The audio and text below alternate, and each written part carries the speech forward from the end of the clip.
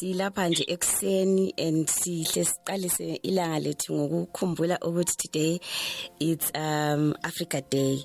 So happy Africa Day to you and to you mlaleli olalele namhlanje. Namhlanje we have royalty in the house. We've got uNatasha, uMafuyane and Xolie, Umancube, all the way from England. So today we're going to have a chat nje, sikhuluma nje about us, celebrating Africa Day, what it means ukuthi you African, you're in diaspora, kukuchoni kuwe, we want to hear from you guys ukuthi lina li celebrate kanjani Africa Day. Tina ngapha, there are these things ukuthi zathola abantu bepheka, umncuchu, bepheka traditional foods nje, just to remind each other nje ukuthi thina singabantu abamsundu. So namhlanje we want to hear from our very lovely ladies who are doing so well, ukuthi bona what it means today. So you can introduce yourselves, guys, feel free, and let's talk. Thank you so much, Makho. Good morning, Vananeli. I was so happy to be here. And uskambile uthe royalty. Yes.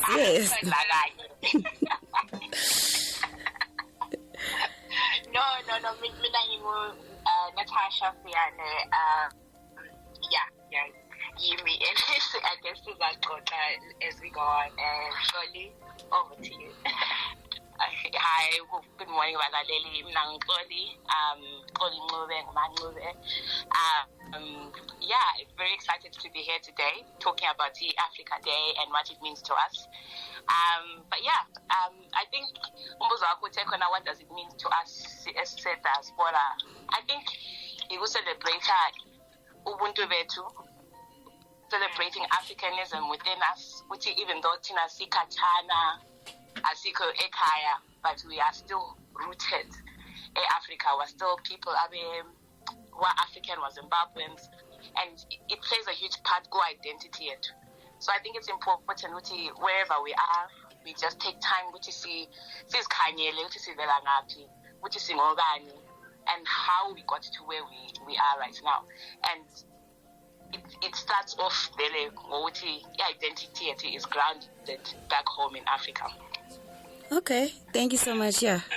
Thank you so much for that. Yeah, it's actually nice and encouraging uzu osisibethu ukuthi even if base baphethe ngale, that thing ukuthi African, you are Zimbabwean, you are always going to have that identity ukuthi uvela ngaphi. People make fun of izinto zanezi ukuthi abantu if they go abroad bafika betshintshe bebenjani. I'm just reminded of Trevor Noah, ukuthi uyabenza all these funny things and just trying to make people laugh, but you be trying to raise this thing, guys, whether ungapi, you will never lose your identity as an African. So thank you so much, for reminding us ukuthi it's like that. Vele, it's not going to change ukuthi singobani and who we are. So just to go on, I just wanted to ask again ukuthi this is a book lounge. So abalalelo lalele gathesi labo, they are probably wondering ukuthi kati osisibethu wena wapha amabhuku vele bona abathanda abakhula beyathanda. So we've got a platform where we actually share and then sixoxa ukuthi yiliphi ibhuku esifungulibala, and then we just discuss it and we take it from there. So we want to hear from you guys ukuthi what books nje yalotshwa ngabantu abangama Africans ngabangama Zimbabweans that stood out for you, kumbe oseke walibala recently, kumbe olithandayo ukuthi maybe umlaleli layo lalele kathesi ethe suka lapha ahle lidinga ibhuku la ngikhona. Okay, mina ibhuku engilithandayo manengi sebele, but one book that resonates with me is Americana by Chimamanda Ngozi Adichie. Okay. So ibhuku lakhe Americana is, I can say it's an immigrant story, it's a love story. It's set, what I like about the book, it's set in different geographical places, right? It's set in America, it is set in England, it is set in Nigeria, and what she does well is, I think she really tells the immigrant story, talks about, the challenges of going to a new place, where people, don't know anything about Africa, and also, the realities of Uguti, when you move to a new place, you have to sometimes travel so far to find someone who can actually do your hair, because the area that you live in, maybe there'll be no black hairdressers. Talking about just some of the racism, talking about some of the pressures that sometimes people feel to sort of almost hide where they are from. And just talking about immigration challenges as well, like abantu bengena amaphepha and just having to do any jobs to get by.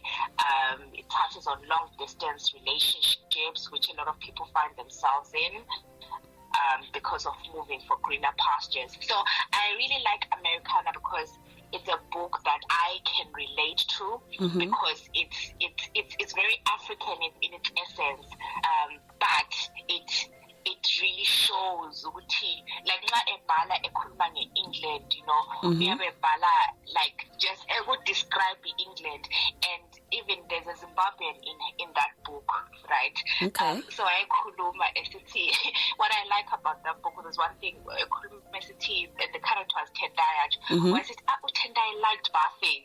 And it was so funny to me because I was like, Zimbabweans, we do like bathing. I just thought that was interesting that captured that. So for me, Americana. Nice. Okay. I love reading, and like my books are based like in African literature. So books are about Africa, or books that are based in Africa. I love reading so much. So Ilist Yami is probably the size of my arm, but a few to mention. I think your Rosa Chuma, Who House of Stone.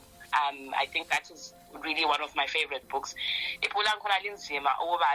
And I mean that not that it's difficult to read, but I mean that it's a hard read. And some of the unspeakable acts that were committed during that genocide. So, it just was like a bit of history, a bit of, just being able to see a perspective abantu who grew up around about that time and the issues that they had. So it's a really good book. I think I is like 2 or 3, because when they are able to transport you to places. It's a form of escapism.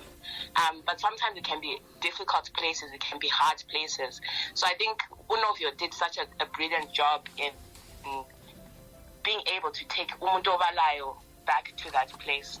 And sometimes it's my emotions can be evoked whilst you're reading it. So I think it's definitely one of my favorite books. I just started a book by the girl's called Chibundu Onozu, I think, and she's talking about again Konokoti, after the relationship of from Africa, English woman. So she's just kind of depicting stories like what it was like growing up in Ubabake. So she's on a quest of looking for Ubabake, just to get to know more about his experiences. And Ubabake had been writing a journal. So it's really quite interesting. Even back then in the 60s, 70s, the challenges that Africans were experiencing in England, because this is what she is putting in this book. Anyway, so I think when I finish reading it, I'll have a bit of a clearer view of what the whole themes are. But that I'm enjoying at the moment. And I've got a long list. So, but yeah. Okay, no, thank you so much. Guys, it's so nice ukuthi we see ukuthi abantu they still have isikhathi sokubala, because kulabanye ukuthi umuntu ungamtshela ngokubala ibhuku vele sokusibanzima for them, and they don't even have that time. But it's nice to hear ukuthi even in your busy schedule you still have time to read. So la mlalela lapho khona, be encouraged lawe to read something, look for a book nje lawe lingani liyaku inspire and don't stop reading. So good discussion yanale. I'm just thinking from what you guys were saying, these people were actually like telling the African story. They were telling my experiences and we are far, in a book form. So what are your views, Maskulma, about the African storytelling? We know which, especially you also spoke about African history, and we've seen which as Katina's name, like Amayama Bugawe African history. Like I remember even from back at high school, from the perspective of a white person. So what do you think? What are your views on that? And dangers of one-sided stories, which people only hear just one side of the coin. What are your views on that? And maybe to share new ways of how people can tell their own story. Because when you said, what else can I do? But I feel like I have something to share. I feel like as an African, tina as Africans sinje, but umuntu finds themselves stuck. So what are your views when it comes to that? Mina, I am very passionate about storytelling. I'm not as a greater book reader as Xolie, for example, but I enjoy listening, consuming stories in different ways, right? Okay. Even like Katesi, what we're doing with the morning show, it's part of storytelling, right? It may seem like we are siyaxoxa, but it's part of just us sharing, our stories, saying, okay, this is what Africa Day means to us. And I think Uti, Tina, historically, as Africans, Tina, our history has always been shared through oral, right? Yeah. Through telling a story, through this is what happened in Dumbane, this is what happened in Apingapi. You know what I mean? Yeah. So you grow up listening to those stories. And I think Uti, not to the point that you're making, Uti, a lot of history that we learn is written by non-Africans, right? But because for Western history is normally captured through books, but sometimes it's not even captured through books. Like if you travel to European cities, there are many statues, right? So they express their history through erecting statues to show what we conquered. This is what happened in 18 Jani, right? So that I think we have to embrace our own traditional way, which was the telling of stories already. But I think what happens is sometimes because we've always done it that way, right? Sometimes the danger is there isn't a sort of library where you can go back and listen, right? Yeah. You can't go back and be like, could I see TV, Jan. But even like Xolie and I, we have a podcast. A podcast that I Skyz podcast, and in that, we talk about any and everything, hot topics or whatever, but we capture those conversations. So, at a later point, someone can always go back and listen to what we talked about last year, to what we talked about a few months ago, 2 years ago, and that's our way of capturing storytelling and capturing history. But what I would always say is, for people, right, it doesn't always have to be, you don't always have to be on radio or have a podcast or be on TV or write a book, but just even you sharing your story, right? Yeah. Even when on Facebook or whatever, just you sharing your story enriches all of us. So I would just encourage people to just use their voices, and it doesn't have to be in a grand way. Just your story is important, and it's part of history as well. Wow. Yeah, and I think I'd like to add on to that as well. Uti, you're saying, until the lion learns how to write, every story will glorify the hunter. So I think Natasha is saying it's not just about it's not just about writing, it's about sharing, whether we are telling somebody else or abanye abantu. And I'm just reminded of this story esakula sizitshelwa njengabantwana. Those stories are important ukuthi like abantwana bethu because it helps your identity, it helps us ukuthi sizazi lathi ukuthi sivela ngaphi. It's important ukuthi lathi sibe with things. It's important that we have things that are our own. You know, this our story. This is a story that is within a family. I think it's very important because it helps to form your identity. So it doesn't matter whether umbhali, but sharing ukhuluma just like khonokho and into eqhayitheleyo as well is record keeping, because khonokho esikwenza la kaJesse, it's a form of, you know, abantwana bethu years from now they're going to come back bethi you know bake bakhuluma about this school on the radio. Let's listen to it again. So it's ukuthi nxa kukhulunywa unya kubhalwe phansi as well, so that we manage to just transfer these stories throughout our generations. Wow. Thank you so much, guys, for contribution here. You know, like, I think Sibilu olalelela uyazizwela ukuthi guys, storytelling doesn't really mean ukuthi umuntu kumele abe ngumuntu okwazi ukuloba, okwazi ukubhala, you know, amabala ahlakaniphileyo njani, but there are different ways of telling your own story, of telling the Zimbabwean story, the African story. And what Unatslo Xolie are doing, they've got a podcast. So a podcast is another way of also of sharing your stories, and akula restriction ukuthi mina angikwanisi ukwenza so mina kumbe nginjani. You can literally use what is in your disposal to share your own stories. And thank you for reminding us again ngendaba enganekwane, you know ukuthi it's important to also capture those things and have a record ukuthi later on abantwana, you know, the future generations can also then refer to, you know, what was done, what was said kudala, because as you know the Bible says ukuthi there's nothing new under the sun. So some of the issues that we are facing today are actually addressed somehow, maybe with these stories and, you know, with abadala mabe khuluma, you know, that oral history. So somehow we need to capture that knowledge, and, you know, not just in the stories. It's actually indigenous knowledge.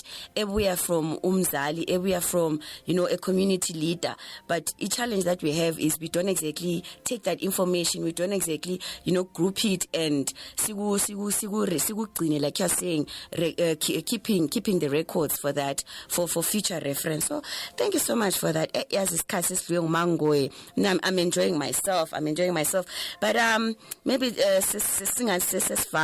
just want to know, as I'm a podcast host, you guys you give out information, you talk about anything, any hot topic, round table, and you bring people, you bring authors, you know, you've got this open mind, and you know abantu babuya and batela abakutelayo, and you also, you know, disseminate that information. So what words can you give to mtolalele gathesi? What information or what kind of help can you help them? Maybe ngathi mina Xolie yazi ngizwile gala phana ukhuluma mina nathi yazi mina ngizwile but yazi nami ngifuna ungincedise, ngifuna uqalisa la my own podcast, kumbe, you know, I want to write my own book or anything, I want to express myself.